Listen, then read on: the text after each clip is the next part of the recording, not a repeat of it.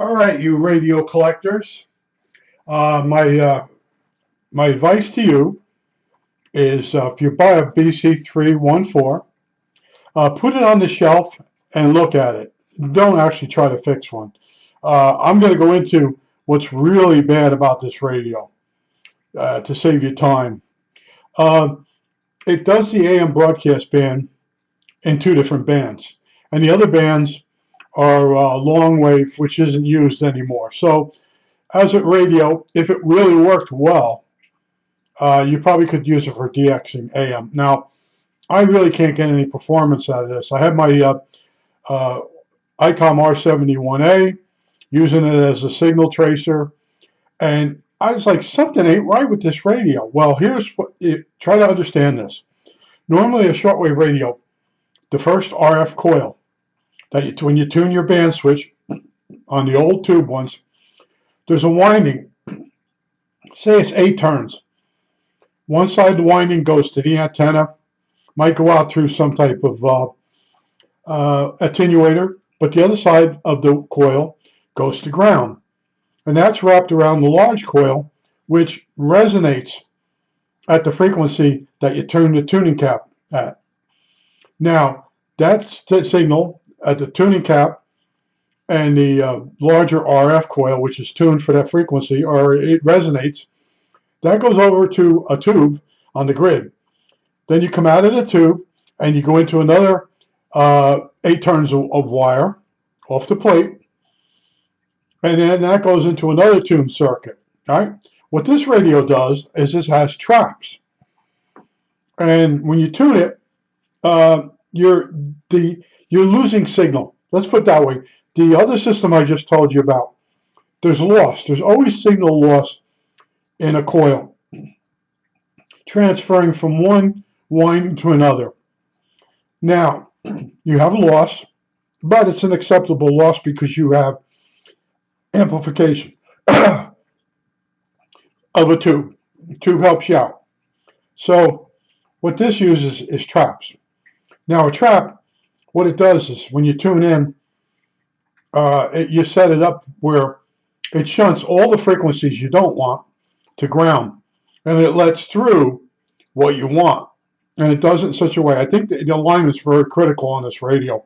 See, normally the radio, the RF front end, you tune the trimmers on the station you want, and it's very close. You get in the same with the IF cans.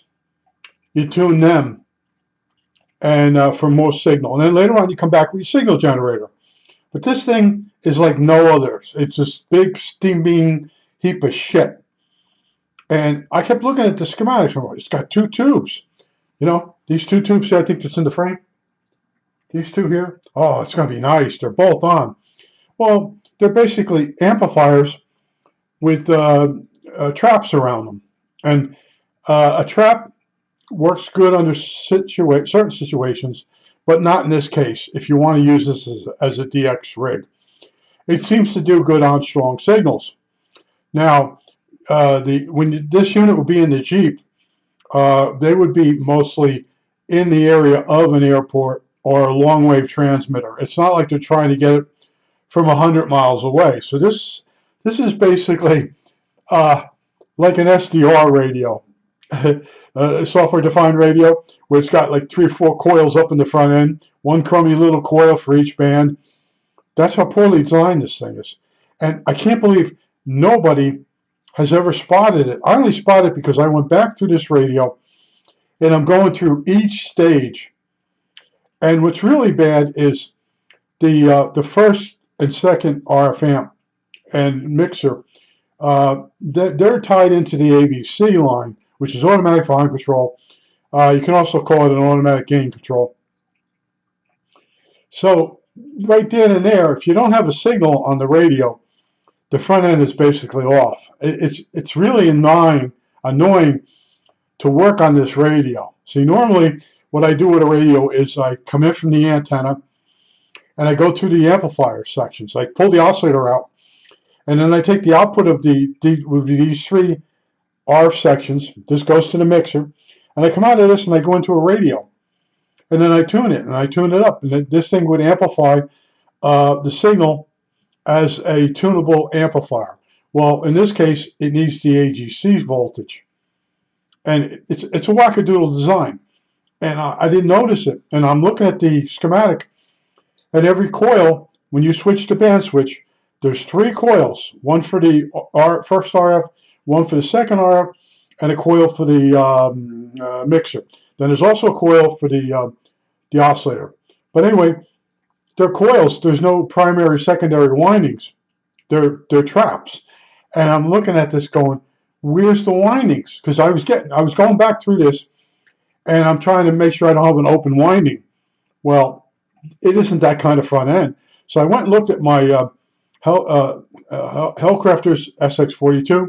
Uses transformers, tunable transformers for RF 1 and 2, and that's where it's made. The Nationals do that. The Collins does that.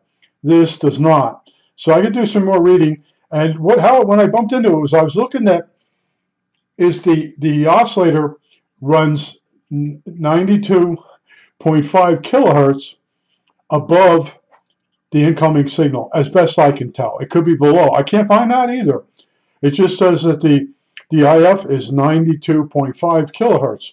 So that means that if you have the incoming signal at 1,000, 1 megacycle, then you would have a 1 megacycle, 92 kilohertz, and that would be your oscillator frequency. It would beat down the incoming frequency and turn it into 92.5, and that's what these are, these guys here.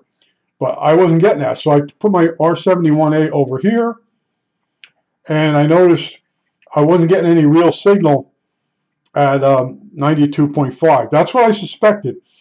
I know my oscillator is good. I know the incoming RF is good. And then I started adjusting this, and I realized somebody has screwed in the IF slugs on this. This has been bodged. Officially, it's bodged, okay? I don't touch anything until after I have the thing recapped, and I start going through it. And I'm not certain that the oscillator runs 92.5 kilohertz above the incoming signal. I don't know that. I'm going through these manuals. They give me headaches because they spend so much time telling you how to keep this from growing mold. A lot of pages about the dynamotor, and then they have a page for each RF amp and stuff. And I got to go read that now and see how they actually word the thing. See, if you've done every radio there is, and it uses a transformer, a tuned transformer for the RF, the 2 front-end RFs are single or in the mixer, and then you find this thing that one winding, and even the antenna tuner, this one, it's right here.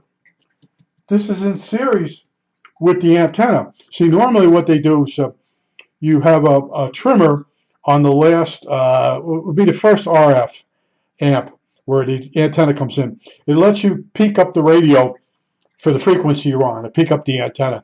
This is totally different, and I don't know. This has become a really steep curve. It's just I'm finding parts, bad soldering joints, and I'm adding to it. I have no respect for this radio at all, and now I got to go read more and decide what I want to do with this radio. But I started getting a weird feeling when I do a search for this radio. Also, I'm finding is gateways to my videos on YouTube. I'm like, there's one website which explains what it was used in the military. There's one, the guy starts taking it apart. He starts spending a lot of time on the dynamotor, and then I don't think anybody's really stayed on one of these things. Now I know somewhere somebody has repaired one of these or owns one, and that's the guy I would like to talk to. Like, how good is this on AM broadcast? Because this was a lot of money. Now, remember I told you this was $200 plus 100 shipping, and then whatever, $80 worth of parts I had to put into this thing. And it's all my fault. I'm not blaming anybody. I'm just saying this radio was built to go in a Jeep or an army truck of some sort, and I guess you pick up local AM broadcasts on it, and it wouldn't be used in the military. But there is BFO in this, but that's to copy code that would be on the long wave frequencies, which would be in the area of the truck, and it might be a military base. It might be, anyway. This radio is a steaming pile of shit, and it's got a lot of tubes. It's got a lot of promise, but man, I started looking. I'm like, the tune front end is a joke. It's a trap, and it's sending most of the signal to ground. And I'm like, and then so you got all these tubes, three of them, two RF and a mixer, and the signal that you're giving it is you're sending most of it to ground and allowing some of it to pass. That's the most inefficient front end you could make. You know, I get local stations with it, but you know, I was looking for DX. Now I looked real quick at the BC348, and it's done the way it should be done. So this does not resemble, only in looks and operation, of a BC348. The front end, when you look at the BC348, has the three tubes the same way, but it doesn't do the full broadcast band. So that's how I got sucked into this thing. I'm thinking, oh, it's got the front end of a BC 348. It does the AM band. This will be good. This will keep me busy. This will help me sleep at night. It hasn't. It's had the opposite effect. I lay in bed, and I each day I work on it a little bit. I said, what a piece of crap. You know, I remember I really hated the Hellcrafters SX42 because every single capacitor in that thing was bad. Even in the IF cans, I had to take IF cans apart. I had to take the BFO can apart. The IFs, the RFs, I was just constantly, and the wires, they mounted the capacitor, and then they used the leads off the capacitor as terminals. So when you want to change the capacitor, you had to very gently unwind the wire, which is hair thin. And I might have fixed that if I did break it, but in other words, every day I would do another IF can or half of an IF can, and I'd be very careful. And I put in better quality capacitors than what were in there. But this thing is brutal. And at some point, I don't want to say I'm going to give up, but you know, I'm at the point. I've gone past it. I'm sorry I bought it. And I went through the stage where who the hell would design something like this? Because back when this was designed, the Philcos were better designed than this. I don't know what they were trying. I think they were just trying to make something real simple. And I don't know. And I like I said, I found very little information about this radio on the internet. You know, I go looking and I keep getting references back to YouTube, my videos. And then, you know, I told you the one video, the guy is cutting the capacitors that were on this back rack. He's cutting them with a jigsaw. And I didn't keep watching this video because I got to the point I think he was going to restuff them. And I'm like, nah, that's not how I operate. But anyway, so I'm on this radio how many weeks now? And I just noticed the front end is totally, it's garbage. It's just total garbage. And normally on a radio, a strong radio, you can knock out the RF and go right to the mixer with the antenna and get stations. And you can with this, but you don't get the weaker ones at all. And I'm like, okay, this gets the stronger locals, and it has trouble with WEEU because it's at the end of the band. And I explained that one to you. When you go to the end of the bands, the Q of the coil is dropping off. So even the stations I would listen to with this, it won't get at night. It won't get the Grand Ole Opry. It doesn't get the Canadian station.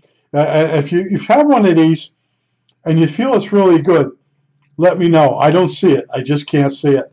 And I'm going to go read the alignment page and see if you tune the RF amplifiers on either side of the incoming signal. There's got to be some tricks to this thing, but it's a one of a kind. I've done a lot of radios, and I just spotted that. I was like, wait a minute, because I wanted to ohm out the coils, the primary and the secondary of each tuned circuit, because one of them could be open and the radio will still sort of function. I'm like, each one of these coils only has one winding, and you got to see the IF coils. They're garbage too. I'm like, what the what? This is totally different. It's not going to learning this radio is not going to do anything for me personally. It'll just be I can't even use it as a story to tell somebody because most people don't know how an AM radio works, especially something at this level. You know, yeah, it's got two RF amps, and people just stare at you like this guy's he's smoking dope. You know, that's what this hobby. It's very few people that get to this level, and I got to this level because I wanted something to work on, so it helped me sleep at night. And you know, I lay in bed and I think about the radio, and then tomorrow I'm going to do this, tomorrow I'm going to do that, and off to sleep I go. Now with this thing, I lay in bed and going, I spent $300 on that piece of crap. Oh, and all your connections on this radio, after they soldered it, they sprayed it with lacquer. So when you try to solder something, it's an experience and a half. But it's to prevent fungus. Fungus among us. Okay, I think that's it. You know it ain't. That's it.